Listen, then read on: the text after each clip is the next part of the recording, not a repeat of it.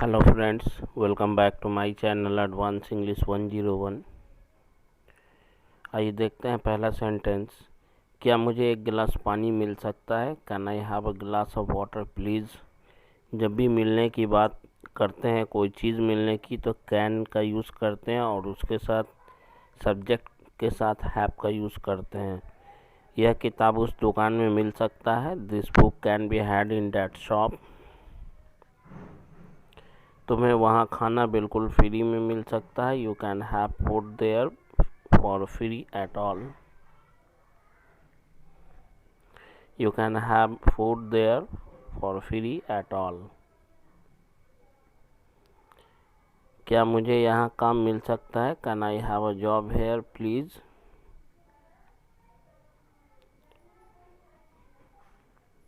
Can I have a job here please. क्या मुझे कुछ पैसे मिल सकते हैं? Can I have some money. Can I have some money please. Please आपको आपके ऊपर डिपेंड करता है। किसी से विनम्रता पूर्वक मांग रहे हैं कि रिक्वेस्ट करके मांग रहे हैं, वो आपके ऊपर डिपेंड करता है। क्या मुझे भी खाने के लिए एक सेब मिल सकता है? Can I have an apple to eat please. क्या मुझे तुम्हारी कुछ किताबें कुछ दिनों के लिए मिल सकती हैं? Can I have some of your books for some days please. Some of your books माने तुम्हारी कुछ किताबें या तुम्हारी किताबों में से कुछ। आज उसे वहाँ कुछ नए दोस्त मिल सकते हैं। Today he can have some new friends there. Today he can have some new friends there. Regardless of, की परवाह किए बिना। पारिवारिक टेंशन की परवाह किए बिना तुम्हें अपनी पढ़ाई पर पूरा ध्यान देना होगा। You will have to focus on your study regardless of family tension. अपमानित होने की परवाह किए बगैर या बिना मैंने उसे प्रपोज किया। Regardless of being insulted, I proposed her. Regardless of being insulted, I proposed her.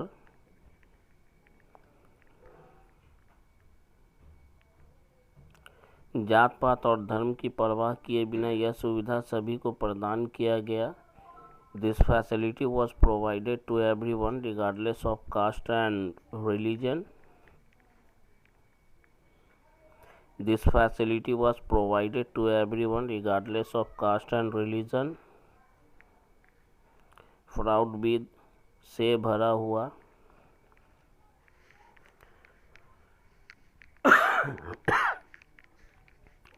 तुम्हारा यह कदम खतरों से भरा हो भी सकता है। Your this move might be fraught with risk or danger. Your this move might be fraught with risk or danger. यह स्थिति खतरों से भरा हुआ था।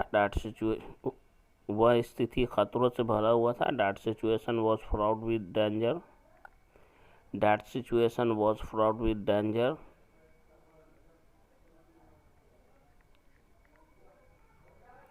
तुम्हारा यह पागलपन खतरों से भरा हो सकता है। Your this madness can be fraught with danger or risk.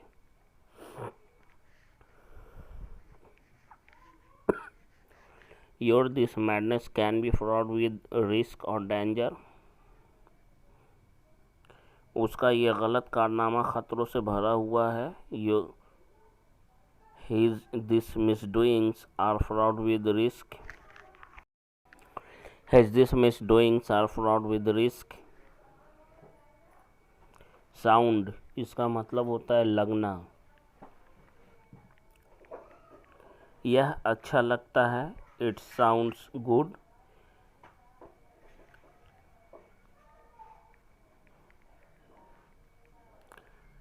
यह अच्छा नहीं लगता। It doesn't sound good.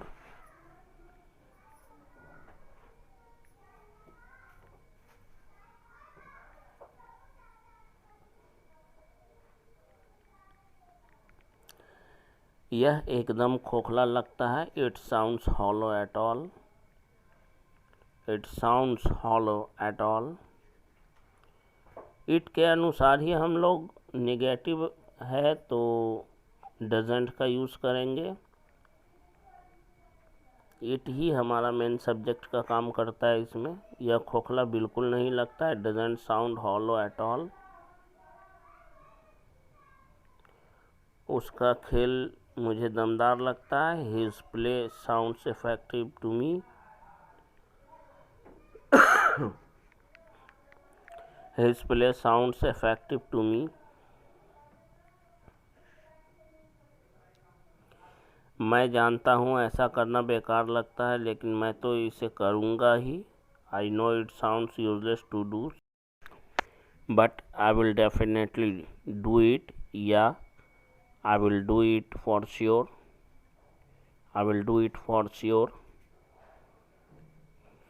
मैं जानता हूँ ऐसा करना बेकार लगता है, लेकिन मैं इसे करना चाहता हूँ। I know it sounds useless but I want to do it.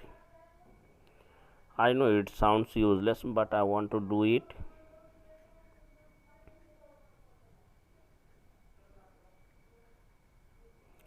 The point of fact, हकीकत में, सच में, वास्तव में। हकीकत में वह मेरे पैसे लौटाना नहीं चाहता था। In point of fact, he did not want to return my money. In point of fact, he did not want to return my money.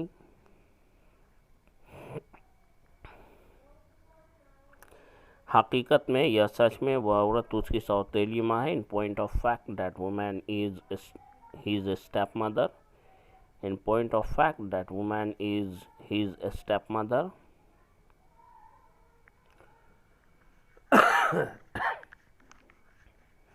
सच में आज उसकी जेब में एक फूटी कौड़ी तक नहीं है। In point of fact today he doesn't have even a single penny in his pocket. In point of fact, today he doesn't have even a single penny in his pocket. Even a single penny का मतलब होता है एक फूटी कौड़ी भी नहीं। Doesn't have a single penny, एक फूटी कौड़ी भी नहीं है, या एक फूटी कौड़ी तक नहीं। हकीकत में या सच में वह उसी लड़की से शादी करना चाहता था जिसे वह बेपनाह मोहब्बत करता था। In point of fact, he wanted to marry that girl whom he loved beyond imagination.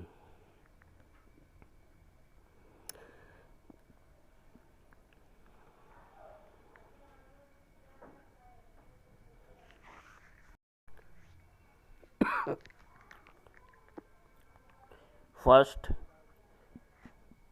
उसके बाद आता है मोर ओवर। जब भी वाक्य में एक तो से शुरू रहेगा और उसके बाद और ऊपर से दो सेंटेंस को जोड़ने का काम करेगा, और ऊपर से ये शब्द दो सेंटेंस को जोड़ने का काम करेगा, तब इसका यूज़ करेंगे।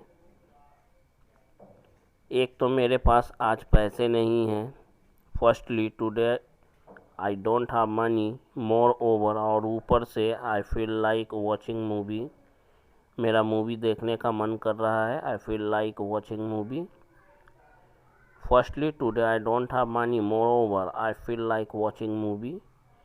मुझे आइसक्रीम खाना पसंद नहीं। एक तो मुझे आइसक्रीम खाना पसंद नहीं, ऊपर से ये बहुत महंगा है। First, I don't like to eat ice cream. Moreover it is very costly.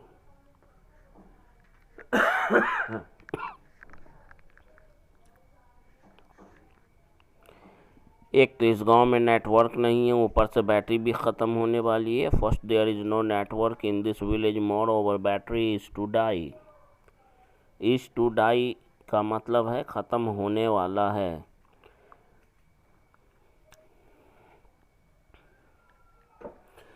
एक तो वह पढ़ना नहीं चाहता है, ऊपर से सबको डिस्टर्ब करते रहता है।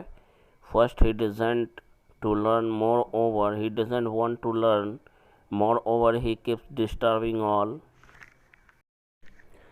एक तो वह पढ़ना नहीं चाहता है। First, he doesn't want to study. ऊपर से मोर ओवर सबको डिस्टर्ब करते रहता है। He keeps disturbing all. एक तो आज मैं बहुत व्यस्त हूँ, ऊपर से वो मुझे बार बार कॉल कर रहा है। First I am very busy today, more over he is calling me again and again.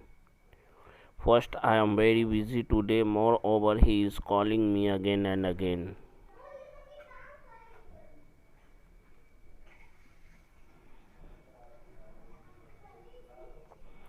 Rumour has it that, इसका मतलब होता है सुनने में आया है कि।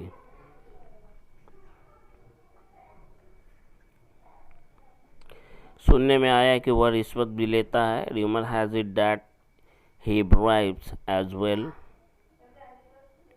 Rumour has it that he bribes as well.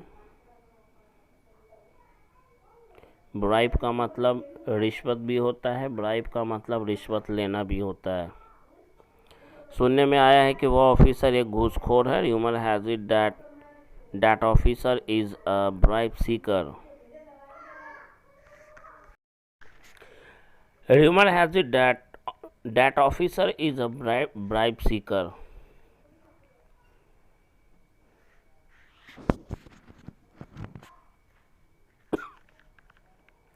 सुनने में आया है कि तुम नशे का आदी हो चुके हो। Rumour has it that you have become a drug addicted. Drug addicted का मतलब होता है नशे का आदी होना। To become a drug addicted, नशे का आदी होना।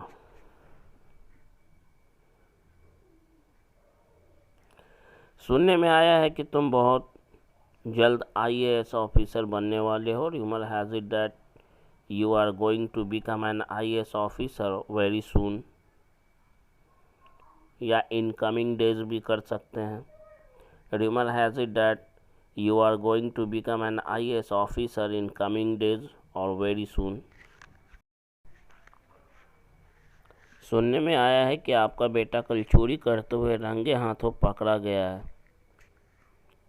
Rumor has it that your son was caught red-handed stealing or committing theft yesterday.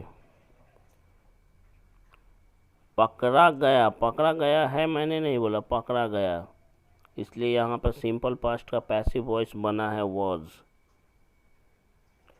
It is alleged, आरोप है कि, या आरोप लगाया जाता है कि। इट इज अलेज्ड का मतलब ये हुआ, आरोप है कि आप रिश्वत या घूस लेते हैं। It is alleged that you bribe और you take bribe. It is alleged that you take bribe. आरोप है कि आप मिलावटी सरसों का तेल बेचते हैं। It is alleged that you sell adulterated mustard oil. It is alleged that you sell adulterated mustard oil.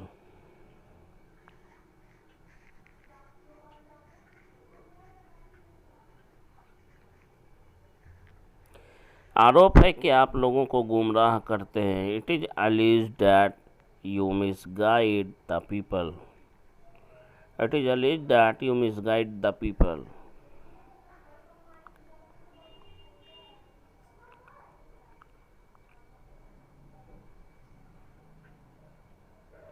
आरोप है कि आप शराब पीकर गाड़ी चला रहे थे। It is alleged that you were driving vehicle having alcohol.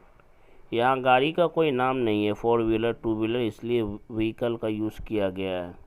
It is alleged that you were driving vehicle having alcohol. Having alcohol मतलब शराब पीकर। आरोप है कि तुमने उसे जान से मारने की धमकी दी थी। It is alleged that you threatened him to kill. It is alleged that you threatened him to किल।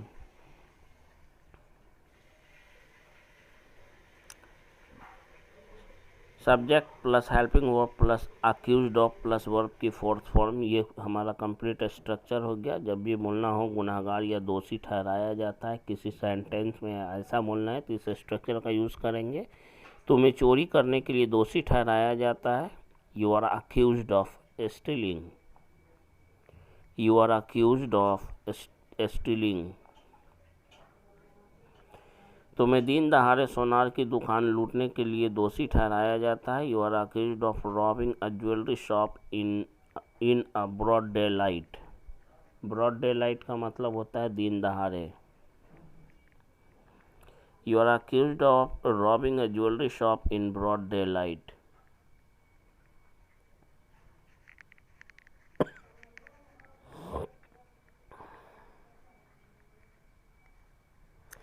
तुम्हें शराब के नशे में गाड़ी चलाते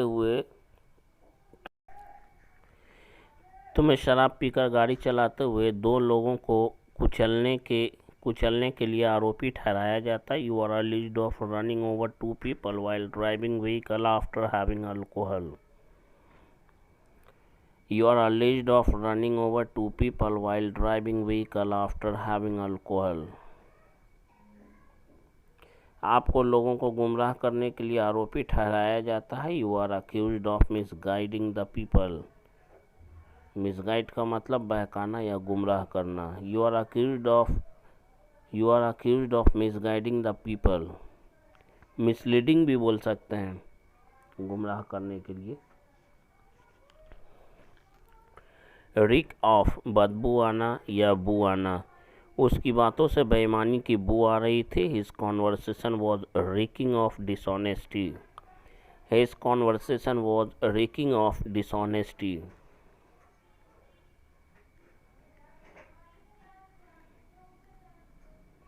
रिक ऑफ का मतलब होता है बू आना या बदबू आना. किसी बात को बोलने के लिए या वास्तविकता में किसी चीज़ की बू आ रही है, उस सेंस में इसका यूज़ करते हैं. तुम्हारी बातों से घूसखोरी की बू आती. Your conversation reeks of bribery. Your conversation reeks of bribery.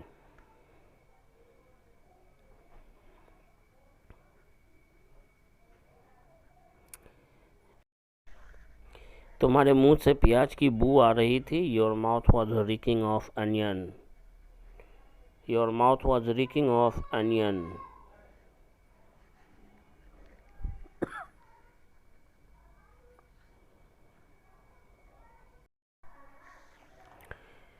तुम्हारे सांसों की बदबू किसी को भी जान से मार सकती है. The Rick of your breathe can kill anyone.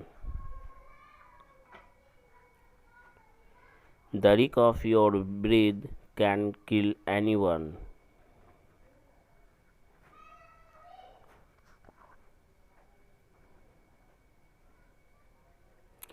तुम्हारे मुंह से शराब की बू आ रही है. Your mouth is reeking of alcohol.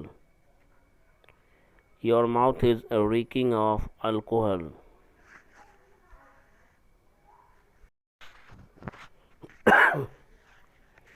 उस जगह से गरीबी की बू आ रही थी. That place was reeking of poverty. That place was reeking of poverty. उस जगह से गरीबी की बू आ रही थी.